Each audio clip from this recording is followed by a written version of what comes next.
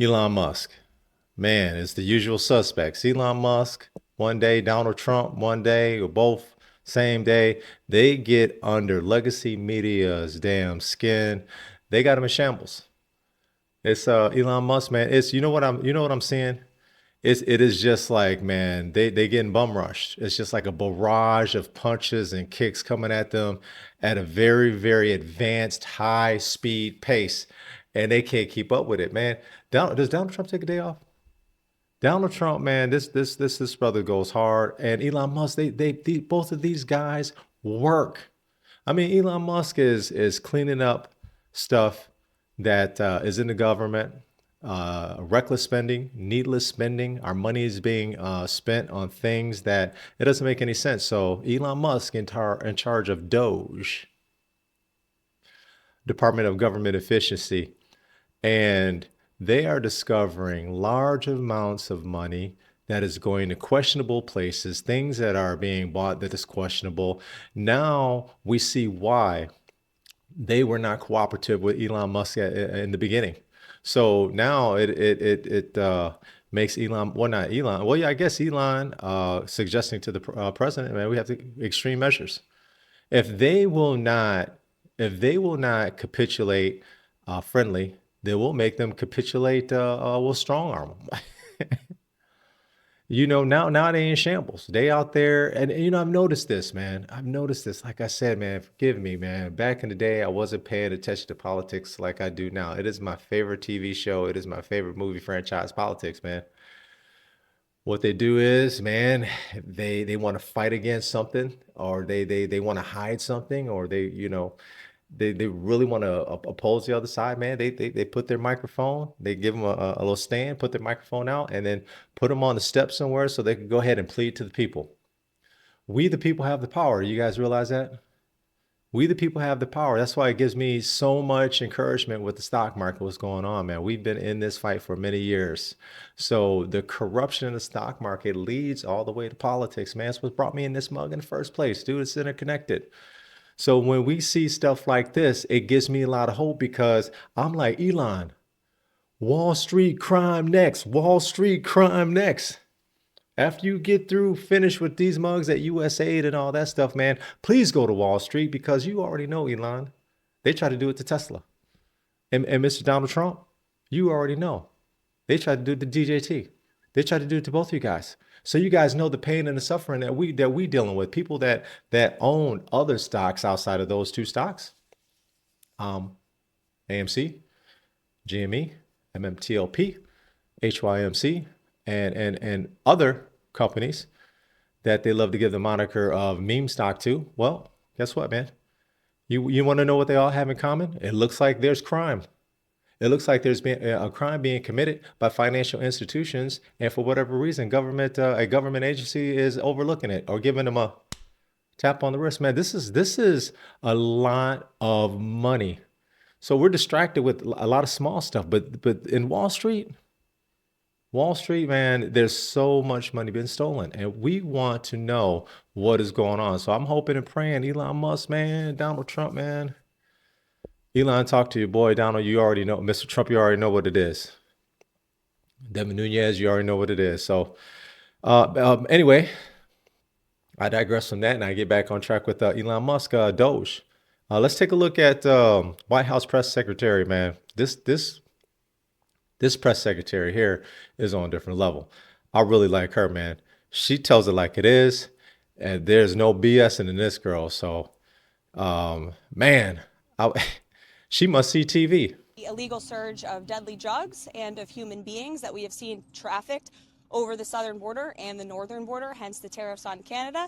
And so the president is making it very clear to both Canada and Mexico that the United States is no longer going to be a dumping ground for illegal deadly drugs and illegal human beings. And you saw President Scheinbaum already conceding in putting 10,000 troops, permanent troops, I would add, not temporary, Mexican soldiers on the southern border to deter some of that illegal migration. So the president will continue to have these negotiations. I won't get ahead of him. He's also going to make sure that Secretary Bessent, soon to be Secretary Lutnick, and Secretary Rubio are deeply involved in these negotiations as well. Steve. What expertise he has in the areas of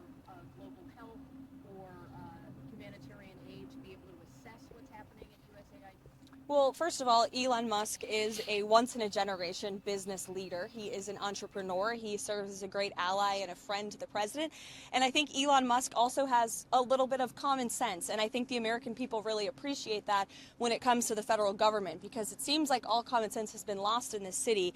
And that's what you see when you look at USAID. I know Secretary Rubio made some comments about how he will be acting as the director over that agency. And here's the reason why Elon Musk and others have been taking a look. Because if you look at the waste and abuse that has run through USAID over the past several years, these are some of the insane priorities that that organization has been spending money on. $1.5 million to advance DEI in Serbia's workplaces, $70,000 for a production of a DEI musical in Ireland, $47,000 for a transgender opera in Colombia, $32,000 for a transgender comic book in Peru. I don't know about you, but as an American taxpayer, I don't want my dollars going towards this crap, and I know the American people don't either, and that's exactly what Elon Musk has been tasked by President Trump to do, to get the fraud, waste, and abuse out of our federal government. Thank you, guys. Man, with that list, she was being nice. They have a lot more than that. And one of the line items was condoms, man, to I forget what country. I mean, it was like millions of dollars in condoms that we purchased for some country. It's crazy. No wonder they gave so much pushback on this, man. They didn't want Elon Musk. If you think about it, man, think about all the pushback they gave to Elon Musk. Oh, Elon Musk is a Nazi. Elon Musk is the president. Oh, he's trying to call the shots. Look, Elon Musk is doing these things on the behest of the president. Okay. Bottom line, everything needs to have President Donald Trump's approval, period. And you guys act like you don't know that. You try to paint this narrative as if, one, Donald Trump doesn't know what he's doing. Two, Elon Musk is some I don't know, some idiot or something. Like, he doesn't know what the hell he's doing. Especially with some of these people trying to make it seem like he's not a smart guy or a good businessman. Man, come on. The richest man in the world. You guys are just shameful, man. Man, y'all should feel shame. Let's go to this. Let's go to the next video, man. We'll talk a little bit more about our brother Elon Musk, Doge, Department of Government Efficiency. Good evening, everyone. I'm Laura Ingraham. This is the Ingraham Angle from Washington tonight. As always, thank you very much for spending some time with us. Turning over the rocks. That's the focus of tonight's angle. When President Trump tasked a willing Elon Musk with making the government more efficient again, it was clear that this exercise wouldn't just be performative, where they review a few programs, make a few cuts, and then just declare victory. No. This time, they were serious. And what better place to start than the ongoing foreign slush fund known as USAID? In shutting down, which we're in the process of doing, shutting down USAID, the reason for that, as opposed to simply, trying to do some minor house cleaning, is that as we dug into USAID, it became apparent that what we have here is not an apple with a worm in it, but we have actually just a bowl of worms. Yummy, a bowl of worms. And once they started turning over the rocks there, more worms crawled out. USAID should have been disbanded years ago. Now, the agency's top recipient of taxpayer dollars, that has been plagued by allegations of massive waste, fraud, and abuse for decades. And these agencies that benefited rushed to settle with the DOJ after Trump was elected.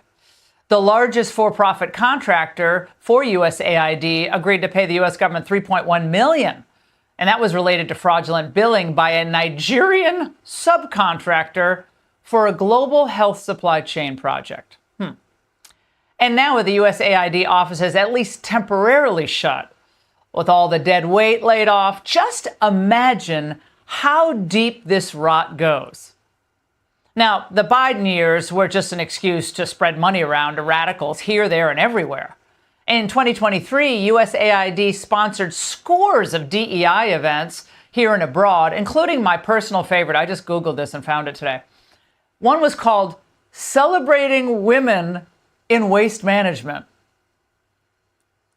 with panels including USAID staff with these titles: Senior Gender Advisor for Environment and Climate, Social and Behavior Change and Gender Director, and Gender Specialist.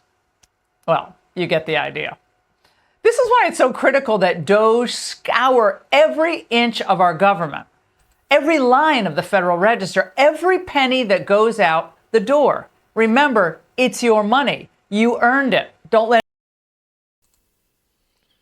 Let's just keep it 100, man. If you're a victim of the fires in Los Angeles, if you were a victim of the hurricane, the back-to-back hurricanes we got hit, the people in the Carolinas, if you're a victim of these things and they told you, hey man, the FEMA money is depleted, and then you hear about this reckless spending here, I mean, you gotta be pissed off. I mean, you gotta be extra pissed off, because I'm pissed off, and neither one of those things happened to me personally. So I'd imagine you guys are pissed off, but as a taxpayer, I'm pissed off. I mean, this is crazy. This is crazy, man. The corruption and the theft of money from American citizens, man, it's got to stop. We not only are we being stolen from our own government, man, we are taking care of the world. Now I understand what my elders was talking about all these years, man. You know, when you're young, man, you thinking, man, whatever, man. Go on somewhere, old timer. Now I see why they were so damn mad. Having to drink a bottle of Jack and chase it with old style. I see now. Or a bottle of Crown. Remember the bottles of Crown? I used to have the purple Crown bags, man, I used to always get them as a kid. I digress. Anyone else waste it. And also that DOGE notifies the president when staff and spending is unnecessary, when it's duplicative, when it's fraudulent, even destructive. And of course, when it's not specifically required by law, then just eliminate it. Yeah, and that will inevitably mean entire agencies are zeroed out. Please zero them out. And with the runaway agendas, the spending of USAID, it's long past time to close down all of it. Congressional oversight, you know, it already found millions of USAID funds going to administrative costs alone. We got all kinds of threats from USAID because I was trying to exercise my oversight capacity in Congress. My staff and I had estimated was that 30 to 40% of the USAID's awards would go to indirect costs. So their overhead, you know, their rents, employees, That's the hell things of like a that. rent. Ooh, what are they living in? The Taj Mahal? But for decades, both the left and some checked out Republicans let the agency basically just have its way, with little to no one looking over their shoulders. And during the Biden and Obama years, the gender, the climate, the race activists, they just went to town. They went totally crazy what they were doing, and the money they were giving to people that shouldn't be getting it, and to agencies and others that shouldn't be getting it. It was a shame. So they're tremendous fraud. And as anyone who's spent time on a farm knows, when you fill the pig trough every day and you fill it, you know, with better and better food, well, the animals, they expect that food no matter what. And when they don't get their food, especially at the required time, they start squealing. We talked about Trump wanting to be a dictator on day one, and here we are. This is what the beginning of dictatorship looks like. When you gut the Constitution and you install yourself as the sole power, that is how dictators are made. I don't know what Elon Musk's Hey, real quick, because I saw that lady's speech earlier, and she's upset because of the funding that's going to her country that is going to stop probably temporarily. See, this is the problem. Okay, so what she's talked about is all the great things that the money that the United States has given to her country, the good that it's done. Okay, so now it just reminds me of like a relative, man, that or a friend that you take care of, and the minute that you don't, all of a sudden you are the worst. You're a dictator. You're this. You're that. You're the scum of the earth. And then they want to tell everybody that listen. BNB, he ain't that Nick, he ain't man. I don't ever put that no more. You know what I'm saying? And that's how it goes. So it doesn't matter that the United States takes care of all of these countries. We subsidize all of these countries. The minute that, okay, well, we want to stop funding, we're the worst. President Trump is the worst. Why is that? I mean, if you think about it in your own life, at some point, man, you had to leave the crib. Like, look, you know, at least, at the very least, at some point, you got old enough where, hey, man, you can hold down a job. You can bring some money in here. You need to pay some of these bills, man. You need to earn your keep, right? Okay. Basically that means you got to at some point be self-sufficient. Now, I'm not trying to be insensitive here because I understand that there's countries out there that need our help. I'm just saying, appreciate the help that we've already given you. One, two, the reason why Elon is looking into this is because President Trump and the American people agree that there is reckless spending. There's probably something nefarious going on here because there's a lot of money that's actually that actually belong to USAID that they're having a hard time figuring out, well, what exactly is this? And that lady's country from the interview that I saw, they get a very, very small portion of that. So where's the rest of the money going? That's what we want to know. Where is all of the money going, man? Man. Motivations are. I don't know what his purposes are, but they've got nothing to do with what has been lawfully adopted by the people of the United States of America through the Congress of the United States. We're going to defend USAID all the way. Well, first of all, USAID was actually created in 1961 by JFK via executive order. And that was after he signed the Foreign Assistance Act into law. And as the chief executive of our government, Donald J. Trump has the responsibility to safeguard our economic well-being, which is now being jeopardized by these types of fraudulent programs. Let me tell you something real fast, man. Coming from corporate America, it seems like there is more safeguards. There's more auditing. And there's more eyes looking on potential problems in companies than there is in our government. You are dealing with taxpayer money. I mean, the companies I've worked for, in terms of regulating their own company and understanding where all the money is going and breaking it down on a P&L spreadsheet, it seems like companies have it down where the government is lost or there's crime. Crazy. And they're all across the government, by the way. This is just literally scratching the surface. Of course, actually cutting the fat out of government, well, that might as well be a war crime, according to the press.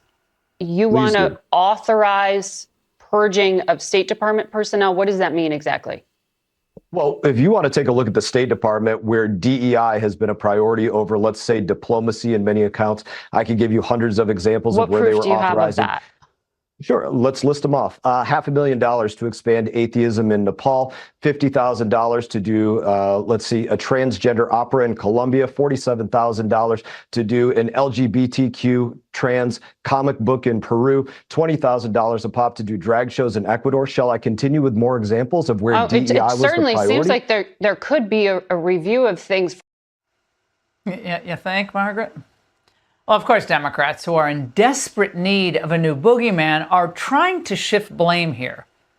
So the bad guys to them aren't the ones robbing the U.S. taxpayers by rewarding their buddies with sweetheart deals in far-flung places. No, the bad guy is the person reviewing the programs for fraud and abuse. That's Elon Musk. Elon Musk. For free. He's doing it for free. He not getting paid for this. You know, I mean, what could you pay Elon Musk? He's worth $300 billion or more. May get to be dictator of Tesla, but he doesn't, and he may try to play dictator here in Washington, D.C., but he doesn't get to shut down the Agency for International Development. Well, listen, and the ones that are sitting up there at the podium, sweating, giving a speech of their life like they got rent due. They're probably the most nefarious ones. When them mugs are sitting there talking like that, damn near like Dr. Martin Luther King, I got a dream, man. They up there preaching for their life like rent is due. Damn. I wonder if they practice their speeches like in Martin Luther King voice. Ah, here to tell you the USAID.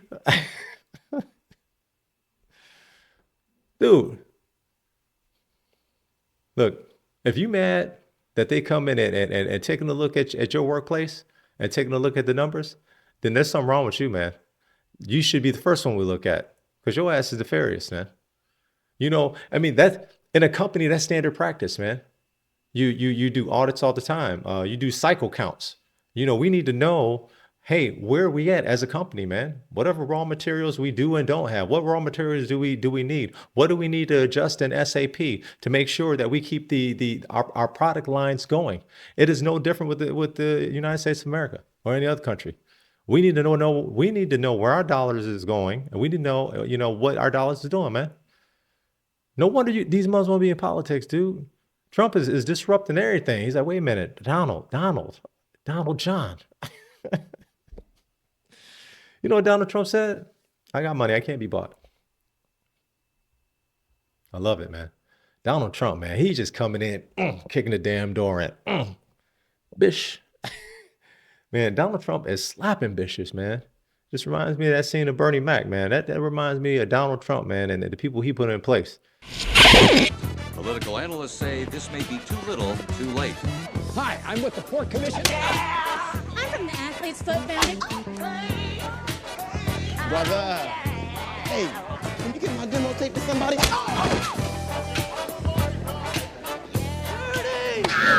You suck. Slapping these bitches. Slapping all these bitches. Will be for a judge to decide ultimately, Senator, and I imagine on appeal, at the very least, the Trump administration will prevail, including at the Supreme Court. If it turns out we really need such an organization in the future, we just create it. Problem solved. By the people, answerable and answerable to the people and to the people's elected representatives. That is the way that government is supposed to work. Yes, it is time for the government to be returned to the people. You are the stewards of the people's money. And it's not the personal piggy bank of government employees who think they answer to no one. USAID is not an independent, non-governmental entity. It is an entity that spends taxpayer dollars, and it needs to spend it, as the statute says, in alignment with the policy directives that they get from the Secretary of State, the National Security Council, and the President. And it's been 20 or 30 years where people have tried to reform it, and it refuses to reform. It refuses to cooperate. When we were in Congress, we couldn't even get answers to basic questions about programs. That will not continue. That's not going to continue. Well, it can't continue. But President Trump, Vice President Vance, Secretary Rubio, and Secretary Bessent, and Elon Musk, they all know that regardless of what your priorities are, regardless of what you want the government to do for you or for some, other foreign country, right now America is on a collision course with a dangerous economic reality. And they know that bold, unconventional, and sometimes very painful measures are going to be needed to avoid the icebergs ahead. So all those guys, the Trump administration, they're going to be sued. They'll be maligned. They'll be threatened. They're called dictators. But they're not going to waver. Keep turning over the rocks and clearing the path to common sense. And the people will follow. And that's the angle. I agree. I do. It's just common sense thinking. Let me tell you something. You know what? Do you know what the U.S. government reminds me of, man? It just came to me, man. Actually, it came to me the other day, but it came back to me right now. The U.S. government reminds me of your kids, our kids, and we're the parents. And, you got money in your wallet, money in your pocket, whatever. They think that they have access to all that money, that your money is their money to spend whatever they want to spend it on. That's what this reminds me of, man. Everybody who got you ever had kids like that? Just if it's $20, it's Dad, you got extra money? What is extra money? I don't even know. I've never known what extra money is. Dad, you got some extra money? No, fool. Extra money. If it's in your pocket, it's free game for your kids, man. That's what the United States government remind me of, man. And we're the parents. We're the parents in both situations. Elon Musk, man. Doge, Department of Government Efficiency, man. He putting that pressure on. He putting that Elon pressure on them, man. They don't like it, man. They can't handle the truth.